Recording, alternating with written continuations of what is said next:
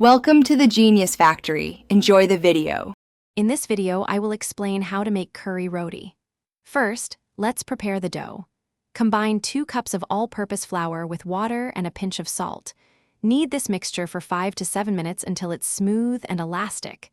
Then, cover the dough and let it rest for at least 30 minutes. This resting period is crucial for a soft, pliable roti. Next, we'll create the flavorful curry filling. Sauté 1 small onion and 2 cloves of garlic until they are fragrant and softened. Then, add your choice of protein or vegetables, cooking them until tender. Finally, stir in 2 tablespoons of curry powder and a half cup of rich coconut milk, simmering until the flavors meld beautifully. With your dough rested and filling ready, it's time to assemble. Divide the dough into 6 to 8 equal portions.